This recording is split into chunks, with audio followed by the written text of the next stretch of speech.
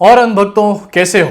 तुम्हारे झूठों की पूरी तरीके से हवा निकल चुकी है। तुम्हारे झूठों में पूरी तरीके से एक पंचर लग चुका है बहुत बड़ा, जो शायद इसके बाद कभी भी फिक्स नहीं होने वाला। दोस्तों, इस वीडियो में मैं दो ऐसी खबरों के बारे में बात करूंगा जो अनभक्तों के जो क्लेम्स हैं over the period of time, उनको पूरी तरीके से झूठा साबित कर देगी। साथ ही साथ हमारी सरकार को पूरी तरीके से बेनकाब करके रख देगी। आपको पता चल जाएगा कि सरकार कहती क्या है और आखिरकार करती क्या है। कितना डिफरेंस है कथनी और करनी में।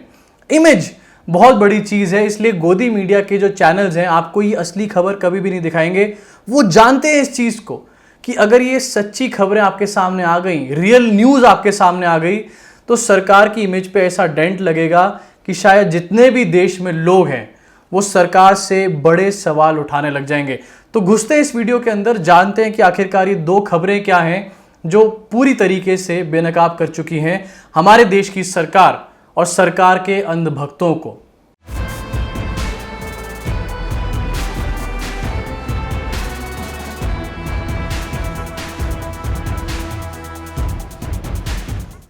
दोस्तों, जैसा मैंने बताया, बड़ी खबरें, दो बड़ी खबरें जो गोदी मीडिया कभी नहीं दिखाने वाला। इमेज बहुत बड़ी चीज है। इमेज खराब ना हो जाए, चाहे देश के माइग्रेंट वर्कर्स के साथ कुछ भी हो जाए, चाहे देश की सेफ्टी सिक्योरिटी का कुछ भी हो जाए, चाहे डेवलपमेंट हो या ना हो, किसको फर्क पड़ता है। लेकिन इमेज खराब नहीं होनी चाहिए। यहां पर इमेज ही सबसे बड़ी चीज है। अरे इमेज इतनी बड़ी चीज है कि सिर्फ फकीरी की एक इमेज बनाने में पिछले 5-6 सालों में 5,000 करोड़ से भी ज्यादा खर्च कर दी गए। ये सरकारी आंकड़े हैं, शायद ये आंकड़े अब और भी ज्यादा हो चुके हों, लेकिन इतनी बड़ी चीज है ये इमेज। इसलिए गोदी मीडिया चू तक करने को भी तैयार नहीं है ऐसी असली खबरों के ऊपर। अब पहली ऐसी बड़ी खबर जो गोदी मीडिया और अनभक्तों के जितने भी क्लेम्स थे उनको झूठा साबित करती है, सरकार का असली चेहरा हमारे को दिखाती है यहां पर, वो ये है कि इंडिया और चाइना के बीच में एक बड़ी टेंशन क्रिएट हो चुकी है। आप तक ये न्यूज नहीं पहुंच रही होगी। गोदी मीडिया और अनभक्त पिछले कई सालों में हमारे को ये समझा के कि मोदी जी ने हमारे देश का नाम वर्ल्ड में बहुत ऊपर ले गए हैं, बहुत रोशन कर दिया है, फॉरेन डिप्लोमेसी के ऊपर बहुत काम किया गया है। आज ये सिचुएशन बन के खड़ी हो गई है कि हमारा पड़ोसी देश नेपाल अपने मैप के अंदर हमारी टेरिटरीज को दिखा रहा है और साथ ही में ये भी कह रहा है कि इंडिया का जो वायरस है वो चाइना और इटली के वायरस से ज्यादा खतरनाक है। वहीं दूसरी तरफ पहले जहां पर डोकलाम में एक टेंशन क्रिएट हो चुकी है चाइना के साथ, आज की डेट में अक्साई चीन के ऊपर फिर से एक टेंशन क्रिएट हो चुकी है। लद्दाख में इंडिया और चाइना की आर्मी आमने सामने खड़ी हुई है। 5,000 से भी ज्यादा आर्मी ट्रूप्स वहां पर खड़े हुए हैं, आर्मी के लोग वहां पर खड़े हुए हैं आमने सामने। कभी भी ये टेंशंस और एलिवेट हो सकती हैं। आपको पता चली ये न्यूज? आपको इसलिए पता नहीं चली ये न्यूज क्योंकि ये जो चाइना की खबरें हैं या फिर चाइना के साथ टेंशन की खबरें हैं ना, ये इन लोगों के प्रोपेगेंडा की लिस्ट में फिट नहीं बैठती, क्योंकि चाइना में पाकिस्तान नहीं है, चाइना में मुसलमान नहीं है। जब तक कोई मुसलमान किसी खबर में नहीं होता तब तक इनकी प्रोपेगेंडा की लिस्ट में वो खबर नहीं आती, और जब तक प्रोपेगेंडा की लिस्ट में खबर नहीं आती तब तक हेडलाइंस में कोई भी न्यूज आपको न्यूज फ्लैश होती हुई दिखाई नहीं देती। ये हमारे लिए यकीनन बहुत बड़ा चिंता का विषय है, क्योंकि आप जरा स्क्रीन पे देखिए इस फोटो को। जब कश्मीर इंडिया में दिखाया जाता है, इंडिया का मैप दिखाया जाता है और कश्मीर दिखाया जाता है एक पार्ट, तो कितना बड़ा कश्मीर दिखाया जाता है, लेकिन यहां कश्मीर की हालत क्या है। एक तरफ हम देख रहे हैं पाकिस्तान ऑक्यूपाइड कश्मीर, दूसरी तरफ हम देख रहे हैं अक्साई चीन। अक्साई चीन आपको बता देता हूं क्या है। अक्साई चीन वो टेरिटरी है जो चाइना के एडमिनिस्ट्रेशन के अंडर आती है। चाइना ने उसको घेर रखा है। हालांकि 1950 से इंडिया इसको क्लेम करता है, लेकिन चाइना ने यहां पर एक बहुत बड़ी रोड बना रखी है। अब अक्साई चीन जरूरी क्यों है आपको बताता हूं। अक्साई चीन जरूरी इसलिए है क्योंकि चाइना और पाकिस्तान मिलकर के एक इकोनॉमिक कॉरिडोर बना रहे हैं, CPEC इसका नाम है।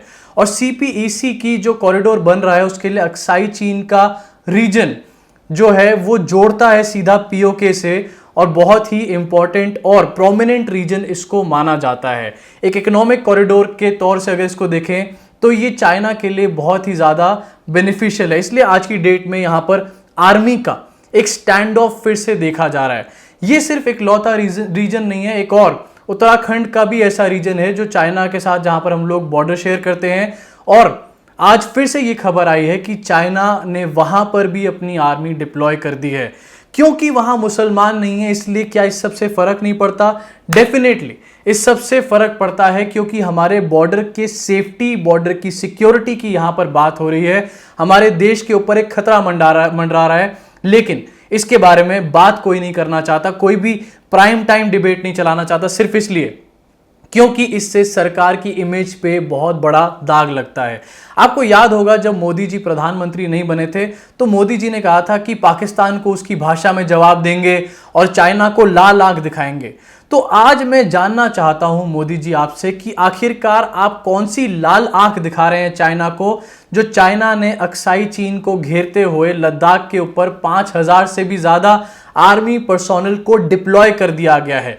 ये कैसी लाल आंख है जो आप दिखा रहे हैं? ये कैसी फॉरेन डिप्लोमेसी है जो आप करने में सक्सेसफुल हो चुके हैं, जिसके बाद हर तरफ से हमारे को दुश्मन से जो हमारा खतरा है वो और ज्यादा बढ़ रहा है? इसके बारे में कोई बात भी नहीं कर रहा है। क्या इसके बारे में बात ना करने से ये खतरा टल जाएगा? ये यकीनन ऐसा ही है जैसे मैं बीच रोड पे खड़ा हो जाऊं, सामने से बस आए और मैं आंखें बंद करके सोचूं कि मेरी जान बच जाएगी। तो क्या इससे मेरी जान बच जाएगी? सिर्फ बात ना करने से क्या प्रॉब्लम सॉल्व हो जाती है? और जहां पर बात करने की बात आती है तो बात सब चीजों के बारे में हो रही है। आज अगर कहीं पर हिंदू मुस्लिम के बीच में कोई टेंशन क्रिएट हो जाती है, एक हिंदू मुसलमान का छोटा सा भी झगड़ा हो जाता है किसी घर के अंदर भी, तो उसके ऊपर भी घंटों तक प्राइम टाइम डिबेट्स चलेंगी। अंटोनियो माइनोस से अर्नब गोस्वामी जवाब मांगेगा, लेकिन यहां पर चाइना के और इंडिया के बॉर्डर के ऊपर कोई भी डिबेट नहीं चलाई जा रही। नुकसान किसका हो रहा है? राष्ट्रवाद की बातें करी जाती हैं, देश की सेफ्टी की, और देश जब बात आती है तो देश के आगे लिए सबसे आगे आके खड़े हो जाते हैं। आज क्यों नहीं ये जी न्यूज वाले, क्यों नहीं एबीपी न्यूज वाले घंटों घंटों तक वहां सीमाओं पे जाके खड़े हो रहे हैं, जैसे कि पाकिस्तान के साथ खड़े होते हैं। जो एक्सपर्ट्स हैं, यूरेशिया टाइम्स की एक रिपोर्ट है, जो एक्सपर्ट्स हैं वो ये कह रहे हैं कि जो टेंशन्स हैं ये पिछले कई सालों में, डेकेड्स की सबसे बड़ी टेंशन है। जो 2017 में डोकलाम में हुआ था उससे भी बड़ी टेंशन्स हैं। कारगिल में जो 99 में हुआ था, लगभग उस लेवल की टेंशन्स इस टाइम पे इंडिया और चाइना के बीच में क्रिएट हो चुकी हैं। अब ये तो थी दोस्तों एक खबर जहां पर अंधभक्तों के, गोदी मीडिया के जो क्लेम्स हैं वो झूठे साबित होते हैं। सरकार फिर से एक बार बेनकाब हो जाती है फॉरेन डिप्लोमेसी की बात पे, बॉर्डर इश्यूज की बात पे। अब मैं आना चाहता हूं दूसरी खबर की तरफ। 2014 में सरकार बनी थी, आज के ही दिन मोदी जी प्रधानमंत्री बने थे, शपथ ली गई थी। आज से 6 साल पहले ये बात कही जाती थी और बहुत बताया जाता था इस बात को बढ़ चढ़ के कि गुजरात मॉडल जो है वो पूरे देश में सबसे अच्छा मॉडल है, सर्वोत्तम है। गुजरात सबसे अच्छा स्टेट है पूरे कंट्री में। लेकिन आज उस गुजरात की जो हालत है, वो जो गुजरात मॉडल की हालत है, वो यकीनन डिस्कशन के लायक है। क्योंकि ये वो मिठाई है जो आप जब मिठाई की दुकान पे जाते हैं तो आप कहते हैं कि एक पीस हमारे को खिला के दिखाओ, उसके बाद हम मिठाई लेंगे। तो ये वो मिठाई का पीस है जो आपको टेस्ट करने के लिए खिलाया जाता है, पूरी मिठाई बेचने के लिए। गुजरात मॉडल ठीक वैसा ही है। आज की डेट में पता चल रहा है कि गुजरात की हाई कोर्ट ने गुजरात की सरकार को जमकर फटकार लगाई है और ये बोला है कि अहमदाबाद का जो सिविल हॉस्पिटल है ना, वो किसी डंजन से कम नहीं, यानी किसी काल कोठरी से कम नहीं है। साथ में ये भी बोला है कि गुजरात की हालत कोरोना वायरस की इस फाइट में एक डूबते हुए जहाज जैसी हो चुकी है। अब आप सोचिए जरा इस बात को कि क्या एक स्टेट जो एक मॉडल स्टेट कहलाई जा रही थी 6 साल पहले, वो आज की डेट में ऐसी बन सकती है? डेफिनेटली नहीं। ये सब चीजें जो हैं ये पहले से ही ऐसी रही होंगी। आपके सामने सिर्फ मार्केटिंग और पैकेजिंग करके ऐसा दिखाया गया कि गुजरात जो है वो एक मॉडल स्टेट है, इसके नाम पे हमारे को वोट दीजिए। आप जरा सोचिए इस चीज को कि गुजरात में ऐसी कौन सी चीज इस टाइम पे हो रही है कोरोना वायरस के टाइम पे जो कि एक मॉडल स्टेट में होनी चाहिए। गुजरात के ऊपर जो गुजरात हाई कोर्ट की टिप्पणी आई है उससे एक बात साफ पता चलती है कि गुजरात में कोरोना वायरस के हालात जो है वो बहुत बुरे हो चुके हैं। मैं ये नहीं कह रहा कि सिर्फ गुजरात में ही बुरे हैं, बंगाल में भी बुरे हैं, महाराष्ट्र में भी बुरे हैं, लेकिन गुजरात एक मॉडल स्टेट कहलाया जाता था, इसके नाम पे वोट मांगे गए थे। आखिरकार इसकी ऐसी सिचुएशन कैसे हो सकती है? हाई कोर्ट ने इनफैक्ट यहां पर अपनी कार्रवाई में अपना जो ऑर्डर दिया है उसमें यह बात भी बोली है कि गुजरात में पीपीई की कमी है, पीपीई किट्स की कमी है, वेंटिलेटर्स की कमी है और यहां पर आइसोलेशन वार्ड्स की भी कमी है। एक मॉडल स्टेट में क्या इतनी सारी कमियां एक साथ हो सकती हैं?